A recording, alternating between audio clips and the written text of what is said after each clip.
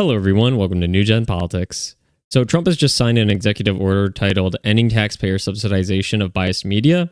And what this does is this totally removes the federal funds from NPR and PBS. And the reason Trump is doing this is because he states that the media is biased, that it does not hold up to journalistic integrity when they're receiving money from the federal government, and that it's basically totally outdated and unnecessary for us to be funding these programs anyways. And according to the first section of the executive order, it says National Public Radio and the Public Broadcasting Service receive taxpayer funds through the Corporation for Public Broadcasting.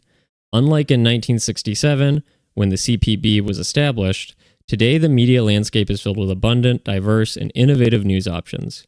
Government funding of news media in this environment is not only outdated and unnecessary, but corrosive to the appearance of journalistic independence.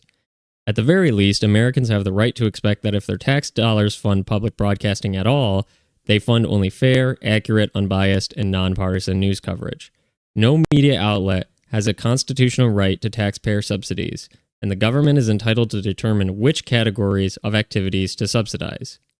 So the liberals are freaking out about this because they're saying that this is Trump is seizing the media and it's turning us into an authoritarian country. It's like Trump is doing the exact opposite of seizing the media. In fact, he's saying the government should not have state-owned media. We're going to relinquish that back to the people, the independent journalists. So if you want media, go to an independent source. Don't get it from the government, which is good because if the government is funding media, it is a lot harder for that media to then turn around, question the things the government is doing, reveal secrets that the government's been hiding, have whistleblowers come out.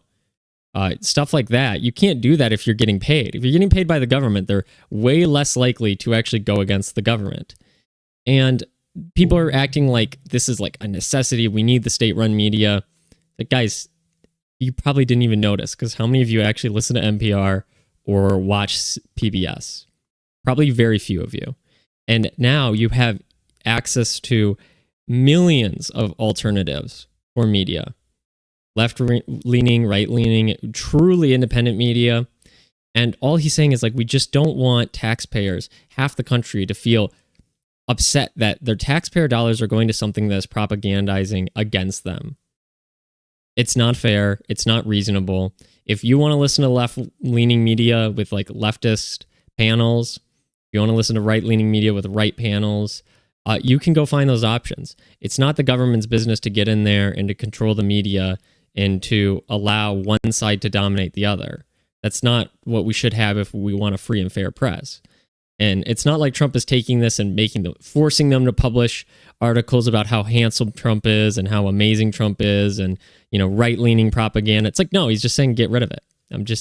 I want nothing to do with this. I don't want to fund it anymore. Not our problem.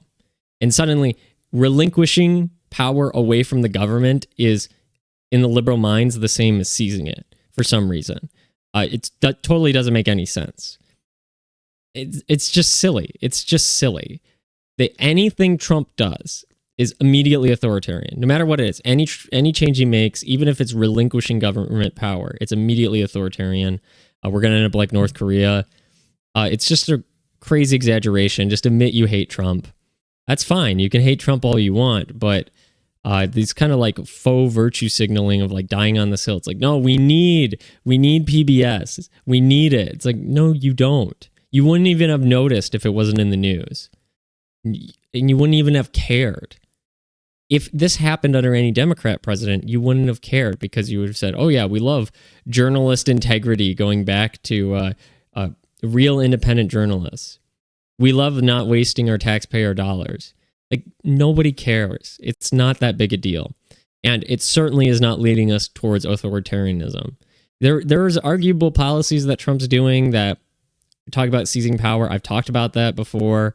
Certain things about defying judges and whatnot. Like, there's real things you could talk about Trump seizing power, whether you think that's a good thing or not. This is not one of them. This is silly. And it's a silly thing to get hung up on. And if you just boy who cries wolf everything Trump does, you can't expect the right to actually care or listen to you. That's why Trump is kind of just totally done listening to you and just wants to ignore you and do whatever he's doing. And people are like, oh, well, why don't you care, right wingers? Why don't you care if Trump's doing something actually authoritarian? It's like, because you say anytime Trump walks through a doorway or picks up an object or waves at somebody, it's authoritarian. No matter what happens, no matter what Trump does, it's authoritarian. So when he actually does something authoritarian, that's why we have that parable about the boy who cried wolf. That's why why that's a real story, is because stuff like this happens. Every time you say somebody's in the wrong, no matter what they do, when they actually do something wrong, nobody cares.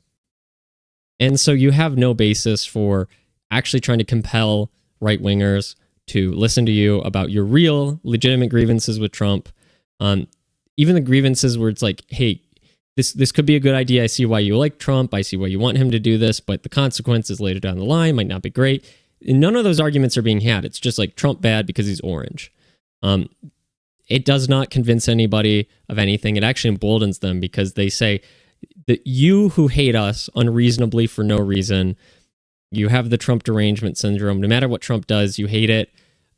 Anytime we see you upset, it makes us happy. It makes us feel like we're winning. And is that a reasonable attitude to have? Not particularly, not especially. You don't really want the two sides of the country to be at each other's throats and to inherently believe that whatever the other side believes is wrong, no matter what it is, without any investigation. But that's what's happening. That's what's going to continue to happen. If you have legitimate grievances, if you have a legitimate argument, bring that forward. Don't immediately say everything's going to end up like North Korea just because Trump does something, especially when it's as ridiculous as relinquishing control of state media and not funding it anymore, lowering the amount of things the government is doing, lowering the amount of money the government is taking in and spending. Somehow that is authoritarian. It's silly, it's ridiculous, and it's not going to change anybody's mind, and it's not going to stop Trump in any way. It just emboldens people. And then even worse than people being apathetic and not caring that you say it's authoritarian is the people who don't really quite understand the complexities of these things, and may say, or they do and they just don't care, who say, well, if you say Trump is authoritarian and he's doing things I like, then maybe I do like authoritarianism. That's what you especially don't want. But you're pushing people to that. And it's not going to end in any way except for more devoted loyalty to Trump, giving him more leeway. If you say authoritarianism is what Trump is doing, then I guess I'm authoritarian. That's what people will kind of turn into and become. You'll force them into that side. And it's something the left loves to do, is to force people over to the right. You see it with like Joe Rogan. You see it with Tulsi Gabbard, RFK. You see them kind of immediately get at these people's throats for any small thing they do and then push them further to the right. And then the right takes them in and says, well, if you're calling me that thing, I guess I am that thing. You know, you call us conspiracy theorists. We love being called conspiracy theorists. And now that's like just a common term. They think it's funny. Calling them all Nazis, the Republicans making jokes about how they're Nazis. It's like, they're not these things. But when you say it, they just don't care anymore. They don't care about the labels. Or even worse, they might become these things. That's what you really don't want. The shaming people is not a good way to get them on your side. And so shaming them and saying, Trump is authoritarian. He's like Kim Jong-un. He's trying to take control. And all you people are like cult followers. Like, looking at somebody and saying they're a cultist is not a way to get them on your side. Not really. And if you're trying to virtue signal to the other half of the country that already agrees with you, what's the point? You're just sowing even more division, and you're making it seem like you can't bring up a reasonable point. You can't actually have a reasonable argument against these things. So I'm glad to see this cut more things, more funding. It's unnecessary. It's redundant. Trump is not at the moment creating any laws to really censor the media. So if that comes, then you can have a real argument about authoritarianism, but don't make an argument about it when Trump is relinquishing power. Make it when Trump is seizing power, which he is doing in certain circumstances. So that's my advice to liberals. If you want to make a real argument, don't boy who cried wolf on everything, especially things people don't care about or are apathetic to, or even just support and say like, yeah, why are we funding this? Like, give me a good reason. Oh, well, we need Sesame Street. It's like, okay, why? Because it's so liberal. It's like, okay, I don't like that. If that's the best argument they have, then it's a pretty shoddy one. So that's my thoughts on this. If you made it all the way through the video, I appreciate it. Let me know what you think down in the comments below. If you think this is necessary, if you think it's just kind of a Trump virtue signaling thing, if you think it's actually going to be effective, and what you would like to see if you had the ability to cut certain taxpayer-funded programs that you don't support for religious reasons or moral reasons or something like that. Let me know about that down in the comments below. I'd like to see people's opinions on things that they think the government should cut and kind of get their hands out of. So let me know that down in the comments below, and thank you for watching.